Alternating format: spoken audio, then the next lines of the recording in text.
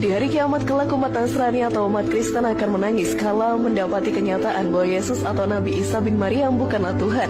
Bagaimanakah kisahnya? Berikut penyesalan orang Kristen sampai nangis darah. Kesaksian Yesus kepada Allah Subhanahu wa taala. Dalam Al-Qur'an surat Al-Maidah ayat 116, Allah Subhanahu wa taala berfirman, "Wahai Isa putra Maryam, engkaukah yang mengatakan kepada orang-orang, jadikanlah aku dan ibuku sebagai dua Tuhan selain Allah?" Maka Nabi Isa pun menjawab, "Maha suci engkau, tidak patut bagiku mengatakan apa yang bukan hakku." Ajaran sesungguhnya dari Yesus. Pada ayat selanjutnya Yesus pun berkata bahwa aku tidak pernah mengatakan kepada mereka kecuali apa yang kau perintahkan kepadaku, yaitu sembahlah Allah Tuhanku dan Tuhanmu. Umat Kristen menangis. Mendengar kenyataan dari Yesus, umat Kristen seketika mengakui dosa mereka dan tak ada lagi yang membantah. Mereka pun menangis karena akan dimasukkan ke neraka. Wallahu alam bisawab. Yang subscribe Ngapain Allah pakai nanya-nanya? Apa bodoh? Allah kan punya otak, punya mata. Kecuali kalau Allah pakai sandiwara, sama anaknya pula. Kayaknya Allah nggak perlu pakai sandiwara bertanya tentang apa yang dilakukan manusia terhadap anaknya. Apalagi demi keselamatan manusia, Tuhan tahu apa yang dilakukan manusia sebelum semuanya terlambat untuk menyelamatkan manusia. Nggak perlu sampai nangis darah. Darah Yesus memang sudah mati menebus dosa manusia. Tidak butuh menunjukkan siapa yang sesat. Jika tanpa bukti untuk meyakinkan kebenaran, firman Allah itu punya aturan sama manusia. Sejak awal sampai akhir, bahkan hingga akhir detik ini, firman itu akan bersaksi, menyatakan kebenaran firman tersebut sampai ke ujung dunia. Bukan melalui kalimat atau perkataan saja, tapi juga melalui kuasanya kepada seluruh bumi. Bisa melalui kesaksian apa saja, melalui pengangkatan roh, mimpi, atau juga penglihatan. Zaman ini untuk sekarang, bagaimana firman itu bernubuat? Kalau zaman dulu melalui nabi, firman itu dinyatakan. Tuhan itu berfirman untuk menyatakan kebenarannya sebagai Allah atau Tuhan yang patut disembah. Kesaksian berdasarkan firman perkataannya. Sebagai Allah yang hidup, bukan Allah para dewa yang mati. Makanya harus ada bukti atau saksi dari mana sumber firman itu berasal. Yohanes 15 ayat 26, "Jikalau penghibur yang akan kuutus dari Bapa datang, yaitu roh kebenaran yang keluar dari Bapa, ia akan bersaksi tentang aku." Justru manusia itu sendiri yang melenceng dan melencengkan ajaran yang berasal dari Allah. Tidak tahu firman itu bersumber dari mana, lalu mengajarkan karangan agamanya sendiri berdasarkan ajaran agama orang lain. Kristen itu diajarkan Tuhan Yesus langsung melalui kesaksian murid-muridnya yang mati martir, bukan membunuh orang dengan berzihad untuk mengikuti agamanya, seperti yang diajarkan dalam topik agama yang tidak mengakui Yesus Tuhan. Yesus itu mengajarkan tentang dirinya siapa, bukan tentang Allah saja. Yohanes 14:1, "Janganlah gelisah hatimu. Percayalah kepada Allah, percayalah juga kepadaku." Yang justru lebih memfokuskan kepada dirinya bukan kepada Allah. Karena Tuhan Yesus melakukan langsung pekerjaan Allah. Allah sendiri yang berkuasa tanpa perantara lagi atau nabi. Kelahiran Yesus diberitakan oleh malaikat Gabriel, yang mengatakan Yesus Tuhan yang penuh dengan kuasa Allah. Artinya Allah itu sendiri yang memenuhi kuasanya. Tuhan Yesus itu mengajarkan doa langsung ke surga tanpa perantara nabi lagi. Bukan doa ke kuburan mendoakan orang yang udah mati. Matius 6 ayat, "Karena itu berdoalah demikian. Bapa kami yang di sorga, dikuduskanlah namamu." Tuhan Yesus itu bertujuan untuk menyelamatkan manusia, bukan menyesatkan. Dia menunjukkan jalan kebenaran dan kehidupan. Yohanes 14 ayat 6. Memberitakan kerajaan surga. Memberitahukan adanya nabi palsu. Matius 7 ayat 15.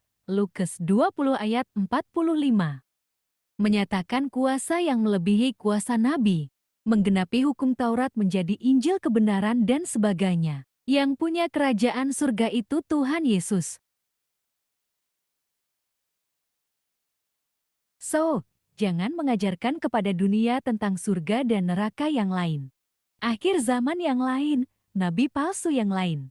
Karena yang asli itu sudah datang lebih awal dan yang palsu itu hanyalah menjiplak. Karena semuanya itu sudah diberitahukan sebelumnya. Surga itu sudah diberitahukan oleh Tuhan Yesus, bukan manusia. Manusia tidak layak memberitakan tentang surga. karena hidupnya masih tergantung dari perbuatannya tanpa kepastian. Tapi kalau Tuhan itu sudah pasti ada di surga. Yesus sudah pasti masuk surga. Yesus itu pasti di surga. Yesus itu pasti Tuhan. Ayat neraka tersebut tidak tahu bersumber dari mana. Sementara firman tentang surga dan neraka sudah ada awal sebelumnya. Ayat bersumber dari firman. Firman itu harus tahu bersumber dari mana. Dan yang paling utama biasanya ayat itu bersumber dari nabi, yang mendapat langsung firman perkataan Allah sendiri. Firman itu harus ada bukti untuk menyampaikannya, yang biasanya melalui Allah sendiri, malaikat, nabi ataupun Tuhan secara langsung. Selebihnya berasal dari manusia yang penuh dosa atau sesat, karena telah memfitnah ajaran surga sebelumnya. Apa gunanya Tuhan Yesus disalib untuk menebus dosa di agama Kristen, yang sejarah penyaliban tersebut dibohongi sama agama Islam, bahwa Yesus tidak disalib. Udah membohongi surga dan neraka, membohongi kematian orang lain lagi dia. Berdasarkan sejarah aja udah salah. Ditambah lagi ayat-ayat fitnahnya, dosa. Manusia memang suka menuduh atau memfitnah hidup orang lain berbuat dosa. Padahal dia juga tidak lepas dari makhluk berdosa. Semua manusia berdosa. Tidak ada makhluk satupun yang suci. Lihat apa yang diajarkan untuk di akhirat bukan untuk yang di dunia. Dunia melihat kekotoran manusia yang penuh najis. Tapi Tuhan Yesus menguduskan nama Allah sebagai korban penebusan dosa untuk manusia di akhirat. Cuma Tuhan Yesus itu yang makhluk kudus suci. Tidak ada satu makhluk pun yang kudus suci. Penyampaian kelahirannya melalui malaikat. Untuk itulah dia datang ke dunia, disalib untuk menebus dosa manusia, menggantikan kurban bakaran menjadi korban keselamatan. Hukum Taurat digantikan jati Injil atau Alkitab. Dan itulah arti penggenapannya sebagai Allah. Akibat kesalahan manusia sejak awal sampai akhir. Agar manusia disucikan, hidup sesuai dengan apa yang difirmankan Tuhan Yesus. Layak terangkat ke atas pada saat kedatangannya kembali bersama malaikat-malaikatnya untuk menjemput umat yang layak dan mengangkatnya namanya Tuhan. Di Islam kenapa tidak ada ayat apa yang disampaikan Tuhan Yesus kepada murid-muridnya nama sebelum terangkat ke surga?